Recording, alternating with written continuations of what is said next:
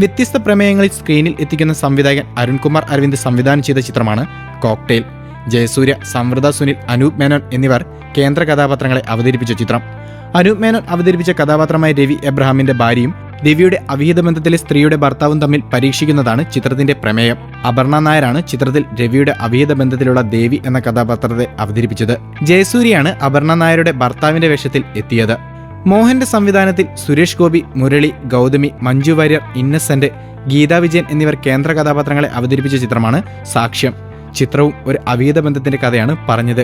ചിത്രത്തിൽ മുരളിയുടെ ഭാര്യയായി അഭിനയിച്ച ഗൗതമിയുടെയും സുരേഷ് ഗോപിയുടെയും അവിഹിത ബന്ധത്തിന്റെ കഥയാണ് സാക്ഷ്യം പറഞ്ഞത്. അന്തരിച്ച സംവിധായകൻ രാജേഷ് പിള്ളയുടെ ഏറ്റവും മികച്ച ചിത്രങ്ങളിൽ ഒന്നായിരുന്നു ട്രാഫിക്. ശ്രീനിവാസൻ, കുഞ്ചാക്കോ ബോബൻ, റഹ്മാൻ, ആസിഫ് അലി, അനൂപ് മേനോൻ എന്നിവരാണ് ചിത്രത്തിൽ അഭിനയിച്ചത്. കുഞ്ചാക്കോ ബോബൻ അവതരിപ്പിച്ച ഏബൽ എന്ന കഥാപാത്രത്തിന്റെ ഭാര്യയും സുഹൃത്തിന്റെ അവിഹിത ബന്ധവുമാണ് ചിത്രത്തിൽ. സുഹൃത്തുമായുള്ള ഭാര്യയുടെ അവിഹിത ബന്ധം തിരിച്ചറിയുന്ന ഏബൽ ഭാര്യയെ അപായപ്പെടുത്താൻ ശ്രമിക്കുകയാണ്. 1981 ബാലചന്ദ്ര മേനോൻ സംവിധാനം ചെയ്ത ചിത്രമാണ് മണിയൻ പിള്ള അഥവാ മണിയൻ പിള്ള. മണിയൻ പിള്ള രാജു, വേണു നാഗവള്ളി, ജോസ് പ്രകാശ്, അംബിക എന്നിവരാണ് ചിത്രത്തിലെ കേന്ദ്ര കഥാപാത്രങ്ങളെ അവതരിപ്പിച്ചത്. ചിത്രത്തിൽ അംബിക അവതരിപ്പിക്കുന്ന കഥാപാത്രം വേണു നാഗവള്ളി അവതരിപ്പിക്കുന്ന റഹീം എന്ന കഥാപാത്രവുമായുള്ള അവിഹിത ബന്ധത്തെക്കുറിച്ചാണ് തുറന്നു പറയുന്നത്. നാഷണൽ അവാർഡ് നേടിയ ശ്യാമപ്രസാദ് ചിത്രമായിരുന്നു ഒരേ കടൽ. മമ്മൂട്ടിയും മീര ജാസ്മിനുമാണ് ചിത്രത്തിൽ കേന്ദ്ര കഥാപാത്രങ്ങളെ അവതരിപ്പിച്ചത്.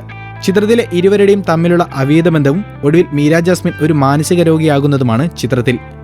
1988 ആർ സുകുമാരൻ സംവിധാനം ചെയ്ത ചിത്രമാണ് പാദമുദ്ര. മോഹൻലാൽ ഡബിൾ റോളിൽ എത്തിയ ചിത്രം കൂടിയായിരുന്നു ഇത്. മാത്തു പണ്ടാരം എന്ന കഥാപാത്രവും സോപ്പ് കുട്ടപ്പനുമായാണ് ചിത്രത്തിൽ മോഹൻലാൽ എത്തിയത്.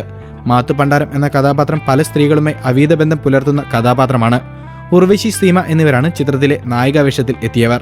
സംയുക്ത വർമ്മയും ബിജു മേനോയും കേന്ദ്ര കഥാപാത്രങ്ങളാക്കി 2002 പുറത്തിറങ്ങിയ സംഗീത പ്രാധാന്യമുള്ള ചിത്രമാണ് മേഘമൽഹാർ. അഭിഭാഷകനായ രാജീവിന്റെയും എഴുത്തുകാരിയായ നന്ദിതയുടെയും കഥയാണ് ചിത്രം പറഞ്ഞത്. രണ്ടുപേരും വിവാഹിതരാണ്.